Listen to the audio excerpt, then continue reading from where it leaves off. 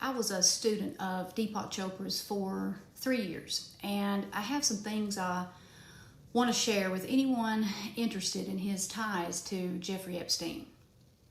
Everything I'm sharing here is based on publicly available information and my own lived experience.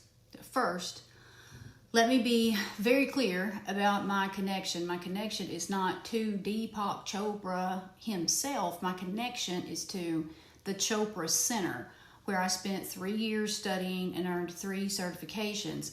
I never met Deepak Chopra personally. Months ago, someone commented on one of my videos criticizing me for being associated with Deepak and referencing the Epstein files. And at the time, I was aware that Deepak's name appeared in released documents, and it was explained publicly that he had treated Epstein for insomnia as part of a medical team. Now, I thought that sounded legit, but it did make me face reality. I remember saying to my husband, I wouldn't even be able to get Deepak Chopra to speak with me directly, much less be my doctor. Like, you have to be extremely elite to get access like that.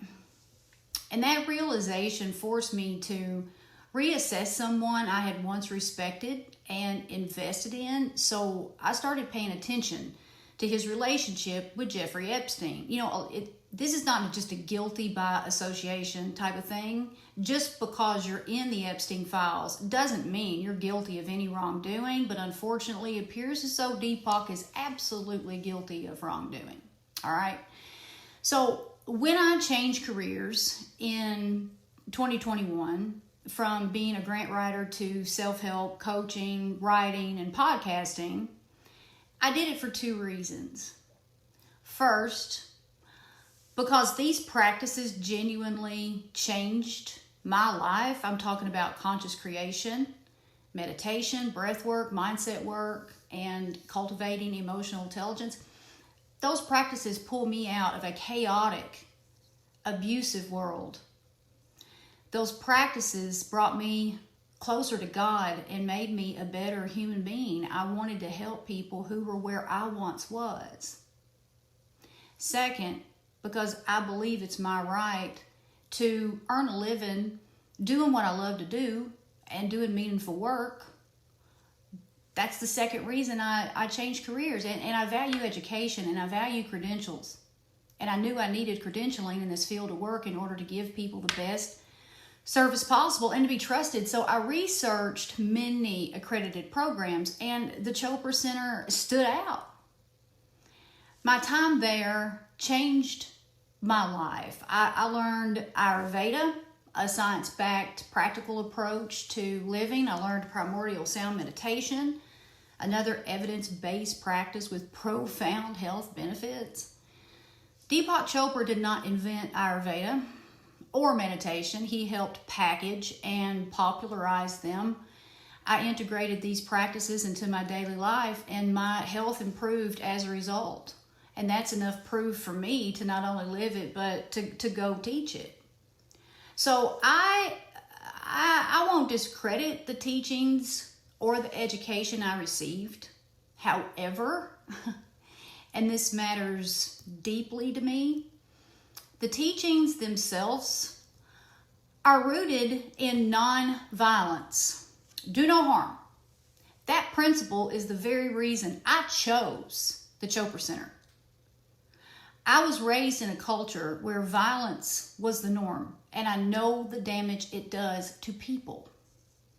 When someone publicly teaches non-violence, consciousness, integrity, and unity with God, yet chooses proximity to someone like Jeffrey Epstein, it raises serious ethical questions. That contradiction cannot be ignored. Many of my colleagues have removed their certifications from their websites, and I understand why. I'm not going to do that, not because I excuse anyone, but because I earned those credentials. I paid for my certifications, and the practices themselves have profoundly benefited my life.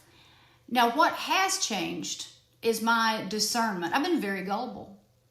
Deepak Chopra is not unique in this. He is an example of what happens when spiritual teachers become untouchable brands. And I'll be far more cautious moving forward about elevating anyone to guru status, especially when power, money, and celebrity are involved. I'll stand by the teachings. I will separate the work from the man, and I will continue helping people without investing in these untouchable gurus like Deepak. He's in the Epstein files 3,267 times. You can look it all up for yourself on the Department of Justice's website. There's no denying what his involvement was.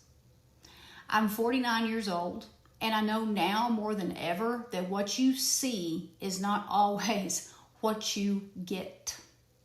And my ego is not so inflated that I cannot admit that I was wrong about this man. Deepak has taught karma for decades. He knows how this shit works. So I won't pretend this moment is lost on him. Karma doesn't forget. It doesn't care how spiritual your language is. It doesn't skip people because they're famous. We are in a time where illusions are collapsing and truth is demanding to be seen. Astrologers have predicted this for a long time because of the Saturn-Neptune conjunction that's right around the corner on February 20th. But this is not astrology hype. Unfortunately, it's reality. I don't need to condemn anyone. Karma handles that on its own, and I trust God to do what God always does.